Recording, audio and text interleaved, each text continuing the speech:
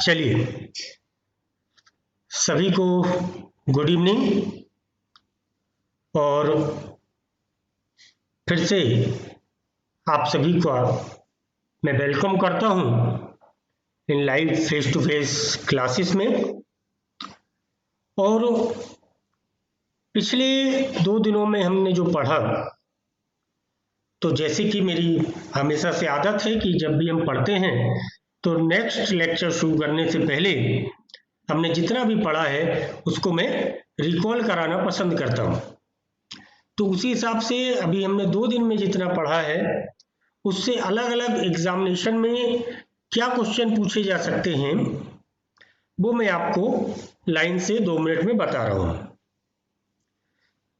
सबसे पहले दिन जो हमने पढ़ा था वो ये था कि इंडिया नॉर्थ हेमिस्फीयर में है, उत्तरी गोलार्ध में है। दूसरा, इसलिए इंडिया में हमेशा नॉर्थ लैटिट्यूड आएगा और लॉन्गिट्यूड में इंडिया ईस्ट में है। तो इंडिया में हमेशा नॉर्थ लैटिट्यूड और ईस्ट लॉन्गिट्यूड ही आएगा। इंडिया का एक्सपांशन अपन ने पढ़ा था 6 degree 4 minute to 37 degree 6 minute north latitude and 68 degree 7 minute to 97 degree 25 minute east longitude. ये एक क्वेश्चन हुआ था। दूसरा क्वेश्चन, नॉर्थ टू ईस्ट या नॉर्थ टू साउथ इंडिया की लंबाई 3214 किलोमीटर है, 3214 किलोमीटर है।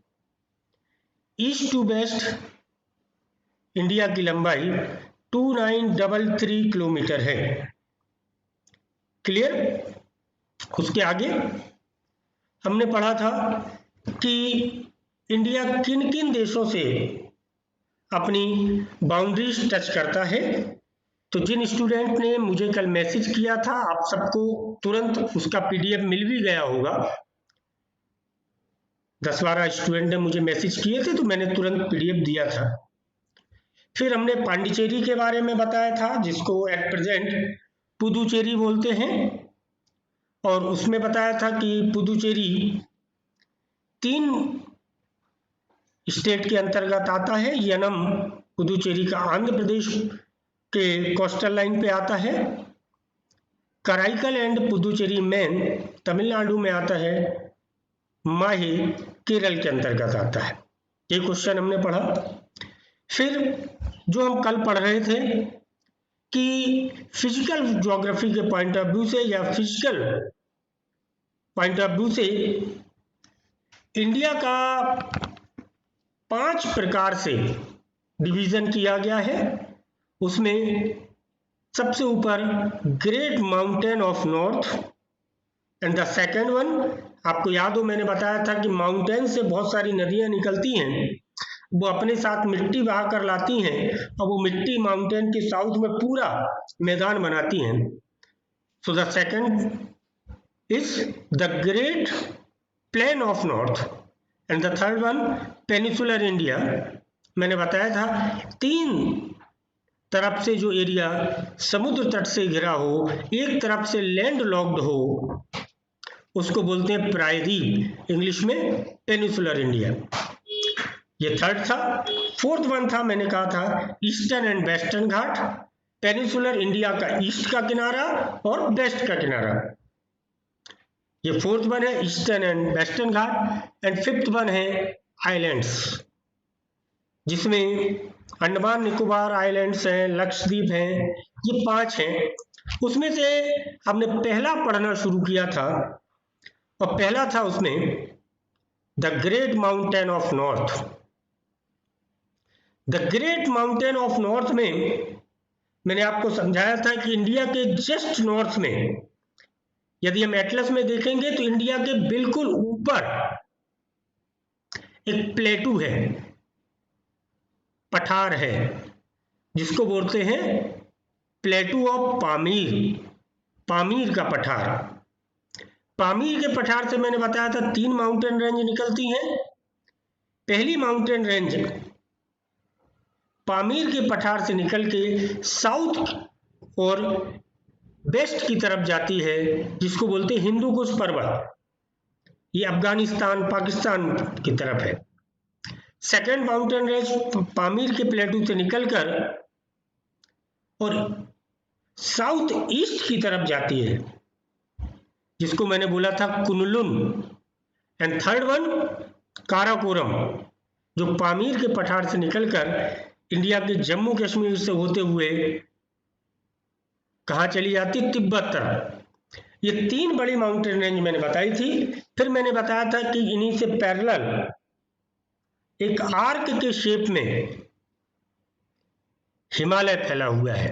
लगभग 2400 किलोमीटर की लंबाई में, 2400 किलोमीटर की लंबाई में हिमालय फैला हुआ है। फिर मैंने आपको याद हो बताया था कि सैंडविच की तरह हिमालय की स्टडी करते हैं। सबसे ऊपरी, सबसे नॉर्थ वाले हिस्से को बोलते हैं ग्रेट हिमालय, सेकंड हिस्से को बोलते हैं middle Himalaya, and third one को बोलते हैं शिवालिक हिमालय। तो मैंने ये भी बताया था कि ग्रेट हिमालय और मिडिल हिमालय से चूंकि नदियां बहती हैं तो ये अपने साथ कंकड़ पत्थर बहा के लाती हैं, तो लगातार बहने की वजह से इनके ऊपर पानी निकलता रहता है। ये पत्थर लोअर पार्ट में शिवालिक जैसे दिखने लगे, शंकर जी जैसे दिखने लगे, इसलिए हिमालय के सबसे निचले हिस्से को शिवालिक हिमालय बोला जाता है। यहां तक कल हमने पढ़ा था, उसी को आज मैं आगे शेयर कर रहा हूं, आगे की क्लास कंटिन्यू कर रहा हूं उसी के आगे। तो उसमें सबसे पहले मैंने आपको बताया था कि तिब्बत में मानसरोवर नाम की एक जगह है। मानसरोवर एक झील है और उस मानसरोवर झील से 3 नदियां निकलती हैं। ये एरिया आपको पहले दिन भी बताया था, ये जो मैं डार्क कर रहा हूं ये एरिया एक्चुअल में मानसरोवर है। ये कैलाश पर्वत है जहां अपन तीर्थ यात्रा के लिए जाते हैं। कल मैंने बताया था कि उत्तराखंड से जाते हैं, यहाँ पे नीति और माना पासिस हैं यहाँ, उसी को अपन आज आगे बढ़ा रहे हैं। मानसरोवर लेक, ये आप स्क्रीन में देखें, ये मैंने हाथ से बनाया हुआ डायग्राम है। ये जो एरिया है, ये एरिया मैंने अभी हाईलाइट किया, ये एरिया तिब्बत में मानसरोवर है। यहां मानसरोवर झील है। मानसरोवर झील से 3 बड़ी नदियां निकलती हैं। याद रखना, आज उन्हीं पे अपन चर्चा कर रहे हैं पूरी। 3 बड़ी नदियां निकलती हैं मानसरोवर झील से। कौन सी? सबसे पहले ये देखो, जैसे जैसे मेरा पेन चले, ये इंडस मानसरोवर झील से निकलती है और कहाँ जाती है? पश्चिम की तरफ जाती है। तो मानसरोवर झील के पश्चिम में क्या आएगा? भारत का जम्मू कश्मीर राज्य, और जम्मू कश्मीर से होते हुए बाहर निकल जाती है, पाकिस्तान की तरफ चली जाती है, पाकिस्तान की तरफ चली जाती है। तो जो इंडस रिवर है, इसी के नाम पर इंडिया का नाम इंडस पड़ा है। ध्यान रहेगा, सिंधु नदी जिसको अंग्रेजी में इंडस रिवर कहते हैं, इसी के नाम पर नाम पड़ा है इंडिया का। ठीक। और सिंधु घाटी सभ्यता आप जो हिस्ट्री में पढ़ते हैं, इंडस वैली सिविलाइजेशन, वो इंडस नदी के आसपास ही था। जो इंडस वैली सिविलाइजेशन हुआ था, सिंधु घाटी की सभ्यता, वो इंडस नदी के आसपास का ये एरिया था, इसलिए उसको बोला जाता है इंडस वैली सिविलाइजेशन। ठीक है, ठीक। अगला है, ये इंडस जो रिवर है, ये भारत में बहते हुए पाकिस्तान की तरफ जाती है। और भारत का लंबे समय से विवाद रहा है, भारत और पाकिस्तान का, इस इंडस रिवर को लेकर। लंबे समय तक ये विवाद का विषय रहा है। तो भारत और पाकिस्तान के बीच एक सिंधु जल समझौता हुआ, इंडस वाटर ट्रीटी हुई। उस वाटर ट्रीटी के अनुसार इंडस रिवर का मात्र 20% पानी ही भारत यूज कर सकता है, मात्र 20% पानी ही भारत यूज कर सकता है। क्लियर? ये इंडस मानसरोवर से निकल के भारत के जम्मू कश्मीर होते हुए सीधे पाकिस्तान तरफ चली गई एक नदी। वहीं से सतलज नदी भी निकलती है मानसरोवर से। सतलज, मानसरोवर से सतलज नदी भी निकलती है और वो सीधी वेस्टर्न डायरेक्शन में बहती हुई इंडिया में एंट्री करती है और इंडिया को पार करके सिंधु नदी में मिल जाती है पाकिस्तान में। पाकिस्तान में एक जगह है भीष्मकोट, उस जगह पे ये सतलज पाकिस्तान में इंडस से मिल जाती है। तो अब इस तरीके से मानसरोवर से निकली और ये इंडिया को पार करते हुए सिंधु गई और सतलज मानसरोवर से निकल के सीधे सिंधु में मिल गई। अब याद रखना, सतलज सिंधु में मिलने से पहले रावी, झेलम, चिनाब, ब्यास, ये दिख रहा होगा आपको मैप, ये देखो, रावी, झेलम, चिनाब, ब्यास, इनसे मिलती है और ये पाकिस्तान के भीष्मकोट नामक जगह पर, ये मैंने हाईलाइट किया, यहाँ पे सभी नदियां आपस में मिल रही हैं। सतलज मिल रही है, सतलज से चिनाब मिल रही है, झेलम मिल रही है, ब्यास मिल रही है, ये सभी नदियां मिलती हैं। ठीक है? अब उसी मानसरोवर से एक तीसरी रिवर निकलती है, ब्रह्मपुत्र, एक तीसरी रिवर, पर वो ये इंडस और सतलज मानसरोवर से निकलकर वेस्टर्न डायरेक्शन में बही थी, ब्रह्मपुत्र मानसरोवर के पास से निकलकर ईस्ट डायरेक्शन में बहती है। वो तुरंत इंडिया में नहीं आती है, वो ब्रह्मपुत्र इंडिया के ऊपर ऊपर ही बहती रहती है। इंडिया में ये प्रवेश करती है अरुणाचल प्रदेश में। अरुणाचल प्रदेश में ऐसा शार्प मोड़ बनाती है ये, एक जैसे जूड़े की पिन होती है ना, वैसे जूड़े की पिन जैसा ये एक मोड़ बनाती है अरुणाचल प्रदेश में। और वहां से, वहां एक नामचा बारुआ नाम की जगह है, वहां से ये इंडिया में एंटर करती है। और सतलज के बहुत सारे नाम हैं अरुणाचल प्रदेश में, इसको द्यांग बोलते हैं, है ना, देवांग बोलते हैं, फिर कहीं पे इसको पद्मा बोलते हैं, मेघना बोलते हैं। और ये ब्रह्मपुत्र भारत से ऐसे ऊपर ऊपर से ही बहती हुई अरुणाचल प्रदेश में से एंटर करती है भारत में और पश्चिम बंगाल तरफ से होते हुए बांग्लादेश में चली जाती है। लेकिन बांग्लादेश में मिलने से पहले ये गंगा इसमें आकर मिल जाती है। अब गंगा कहां से निकली है? गंगा मानसरोवर से तो नहीं निकली, पर मानसरोवर के नीचे ही हिमालय में एक जगह है गंगोत्री। हिमालय में एक जगह है गंगोत्री। ये गंगा वाला सिस्टम मैं आपको कल पढ़ाऊंगा डिटेल में, पर यहाँ बात चली है तो थोड़ा सा बता दूं, क्यूरियोसिटी आ जाती है दिमाग में। गंगोत्री से एक नदी निकलती है भागीरथी। भागीरथी, वो भागीरथी नदी 4 बड़ी नदियों से मिलती है और वो 4 बड़ी नदियां जहां जहां मिलती हैं वहीं वहीं 4 प्रयाग हैं हमारे धर्म में, हिंदू धर्म में 4 प्रयाग हैं जहां जहां वो भागीरथी मिलती है। मैंने जैसे कहा इसको कल डिटेल में पढ़ेंगे डायग्राम के साथ, पर आज बता रहा हूं। कर्णप्रयाग, घेली गंगा मिलती है भागीरथी से। विष्णुप्रयाग, पिंडार नदी मिलती है भागीरथी से। देवप्रयाग,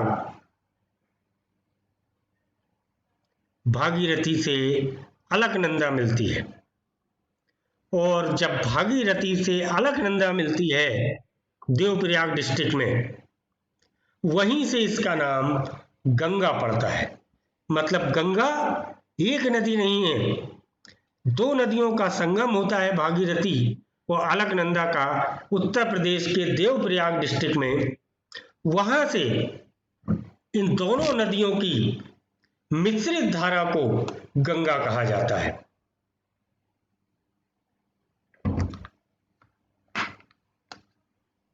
दोनों नदियों की मिश्रित धारा को गंगा कहा जाता है।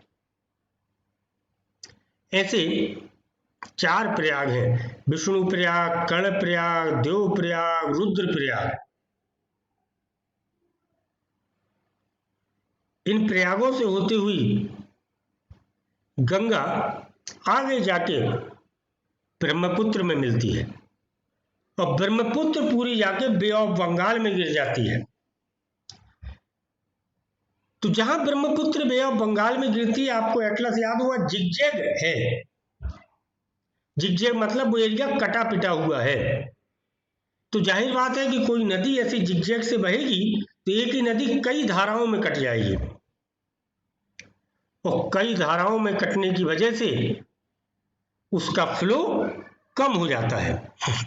इसलिए वहां एक दलदल बनता है जिसको ज्योग्राफी में अपन डेल्टा बोलते हैं। सुंदरबन डेल्टा बंगाल की खाड़ी में है, दुनिया का सबसे बड़ा डेल्टा, नदी डेल्टा सुंदरबन। सुंदरबन क्यों बोलते हैं? वहां एक विशेष प्रकार का पेड़ पाया जाता है। अब दलदल में कोई पेड़ उगेगा तो बेचारा कैसे रुका रहेगा, नीचे तो जमीन है नहीं।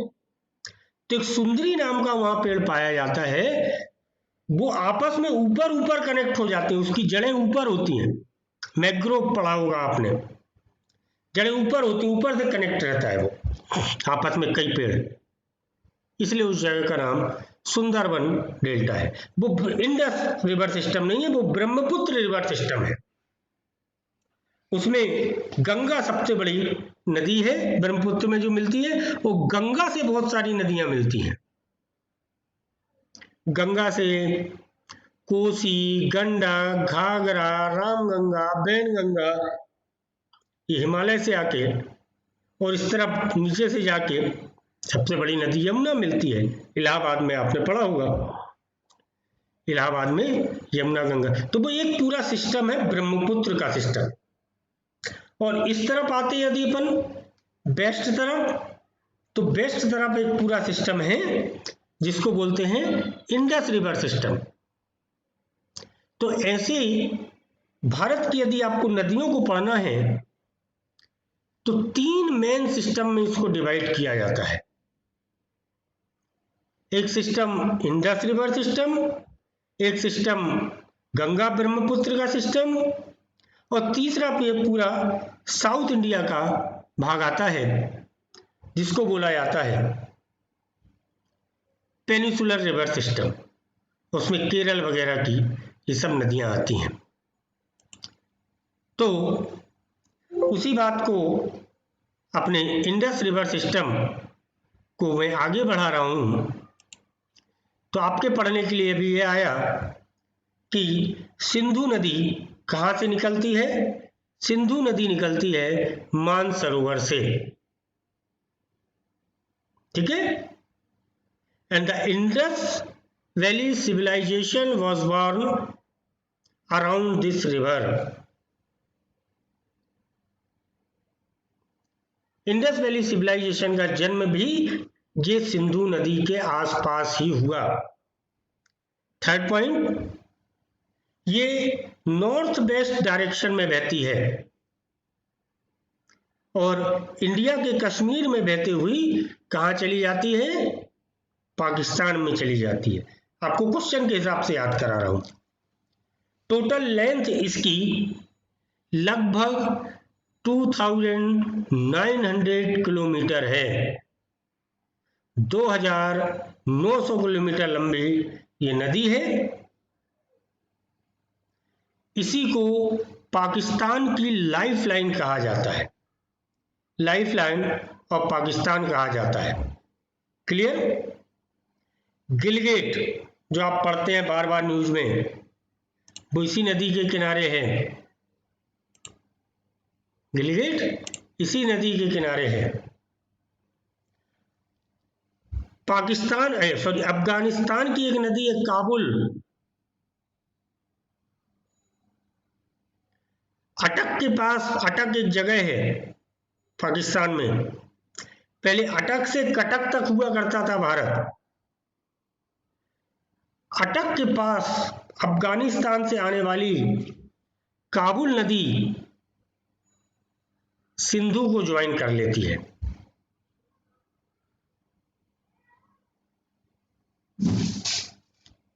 और मैंने बताया मिठनकोट नाम की जगह है, वहां पर पाकिस्तान में जो मिठनकोट नाम की जगह है, वहां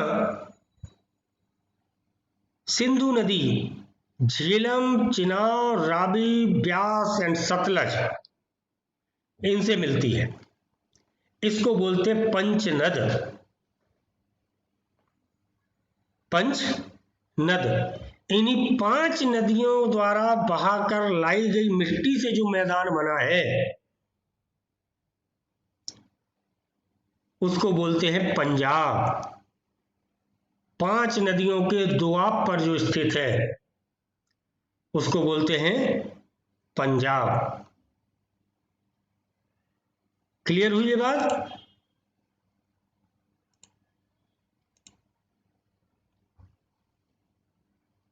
पंजाब। फिर एक क्वेश्चन मैंने बताया कि सिंधु जल समझौता भारत का पाकिस्तान से हुआ है और इस जल समझौते के अकॉर्डिंग भारत को सिंधु नदी का केवल 20% पानी ही मिलता है। 20% पानी ही मिलता है। इसलिए आपको याद हो, कई बार भारत और पाकिस्तान का विवाद होता है तो भारत पाकिस्तान को चमकाता है कि हम सिंधु नदी के पानी को रोक लेंगे, क्योंकि भारत की पूरी, पाकिस्तान की पूरी कृषि व्यवस्था, पूरी एग्रीकल्चर सिंधु नदी पर निर्भर करती है। तो अब ये सिंधु नदी भारत से होते हुए तो पाकिस्तान में जाती है, इसलिए भारत बार बार धमकी देता है। इतने क्वेश्चन मैंने आपको बताए। एक ये बताया कि भारत में 3 बड़े सिस्टम हैं नदियों के। एक इंडस रिवर सिस्टम है, एक ब्रह्मपुत्र गंगा का रिवर सिस्टम है और एक पेनिसुलर इंडिया का रिवर सिस्टम है। ये 3 बड़े रिवर सिस्टम हैं। अब यहां आपको मैं कुछ बता दूं इन रिवर सिस्टम को डिटेल में पढ़ने से पहले। 2-3 लेक्चर लगेंगे मुझे इनको पढ़ाने में। भारत में मेन 2 प्रकार की नदियां हैं।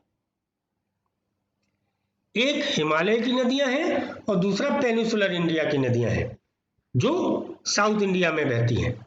और इन दोनों प्रकार की नदियों में कुछ अंतर है और ये अंतर एग्जाम में आता है, इसलिए आपको मैं बता दूं। पहला अंतर, पेनिसुलर इंडिया की नदियां समझ रहे हो ना, आंध्र प्रदेश, तमिलनाडु, केरल, कर्नाटक, इन एरिया में बहने वाली नदियां साउथ इंडिया में।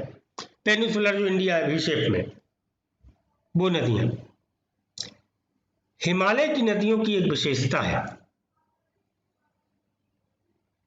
हिमालय की नदियां मतलब सिंधु, सतलज, ब्रह्मपुत्र, गंगा, अलकनंदा, भागीरथी, झेलम, रावी, चिनाब, ब्यास, ये सब हिमालय की नदियां हैं। इनकी एक विशेषता ये है ये सदा नीरा है। सदा नीरा का मतलब जिनमें सदा नीर रहता है, हमेशा पानी इनमें पर्याप्त रहता है। क्यों? इनको 2 बार पानी मिलता है इन नदियों में। पहले तो जो अभी मानसून आ रहा है आप देख रहे हो, पानी बरसता है, इन नदियों से इनकी ट्रिब्यूटरीज मिलती हैं, पानी मिल जाता है इनको। तो मानसून का जल इनको मिलता है जो सबसे ज्यादा जरूरी होता है। फिर गर्मी आती है तो दूसरी नदियां तो सूखने लगती हैं, पर हिमालय की नदियां नहीं सूखती हैं। क्यों? क्योंकि हिमालय की नदियां को एक दूसरा जुगाड़ हो जाता है पानी से। क्यों? हिमालय के जो ग्लेशियर हैं, बर्फ के पहाड़ हैं, वो ग्लेशियर गर्मियों में पिघलते हैं और पिघलने से उनका पानी हिमालय की नदियों में बहता है। इसलिए हिमालय की नदियां वर्ष में, एक ईयर में 2 बार जल प्राप्त करती हैं। 2 बार उनको पानी मिलता है। पहली बार मानसून का और दूसरी बार गर्मी में ग्लेशियर के पिघलने की वजह से। और पेनिसुलर इंडिया की रिवर, उनको केवल मानसून का पानी मिलता है, तो वो गर्मी आते आते सूख जाती हैं। क्लियर है इतनी बात? अब इसमें एक अपवाद है, एक्सेप्शन है इसका। पेनिसुलर इंडिया की एक नदी है कावेरी नदी। कावेरी नदी को भी 2 बार पानी मिल जाता है, एक बार मानसून और एक बार आपने पढ़ा होगा या भी पढ़ेंगे कि मानसून लौटता हुआ भी होता है, जो उत्तर पूर्व दिशा में पानी बरसाता है। तो एक बार रनिंग मानसून में पानी मिल जाता है उसको, और एक बार लौटते हुए मानसून से पानी मिल जाता है। तो कावेरी नदी एक एक्सेप्शन है जिसको 2 बार पानी मिल जाता है, तो उसमें भी पानी रहता है। क्लियर है? तो एक तो ये अंतर है हिमालय की नदियों में और दूसरा पेनिसुलर इंडिया की नदियों में। अब इसका जो स्टडी मटेरियल है, तो जैसा कल आपने किया था, क्योंकि जो मैं आपको दिखाता हूं प्रेजेंटेशन वो ग्राफिक के साथ होता है तो उसको पढ़ना आसान होता है। तो जैसा आपने कल किया था वही काम आपको आज करना है। क्या करना है? क्लास के बाद मुझे फटाफट व्हाट्सएप कर देना। मेरा नंबर है 7898697070। जितना हमने पढ़ा कि आपको मैं आपके व्हाट्सएप पे डाल दूंगा। हमने आज जो नदियों के बारे में पढ़ा ये केवल हाईलाइट था, जाहिर बात है बहुत डिटेल है इनका, पर ये जो अभी लेक्चर आपके लग रहे हैं ये हम आपको केवल इंट्रोड्यूस करा रहे हैं सब्जेक्ट से, जिसको आपको ये पता चल जाए कि कॉम्पिटिटिव एग्जाम में कौन कौन से टॉपिक पढ़ने होते हैं जिससे आप सही विकल्प का चुनाव कर पाए। जाहिर बात है कि हम 10-12 दिन में आपको इतना सारा पढ़ा नहीं सकते, लेकिन हमारा पर्पज है कि आपको हर टॉपिक से थोड़ा थोड़ा इंट्रोड्यूस कर दें, जिससे आपके अंदर क्यूरियोसिटी आ पाए, आप कोई भी कोर्स ज्वाइन करने से पहले समझ पाए कि एक्चुअल में मेरा मेंटल सेटअप इस एग्जाम को सूट करता है कि नहीं करता है। यही पर्पज है इन क्लासेस का।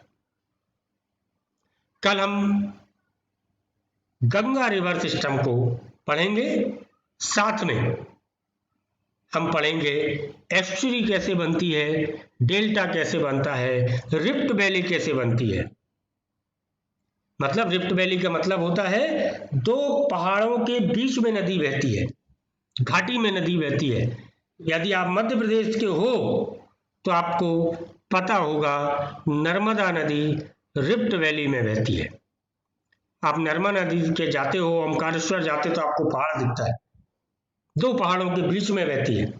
घाटी में, ये सब हम कल पढ़ेंगे। तो फिर दोहरा देता हूँ, जिनको इसके नोट्स चाहिए हों वो मुझे मेरे मोबाइल नंबर 7898697070 पे व्हाट्सअप कर दें। मैं उनको स्टडी मटेरियल जो मैं अभी आपको पीपीटी में दिखा रहा था वो भेज दूँगा। कल आपकी वापस क्लास रहेगी सुबह 10 बजे, जैसी लग रही है वही टाइम 6:50 में मैं कल आपको वापस मिलूंगा। सभी को गुड नाइट, खुश रहें, आनंद से रहें।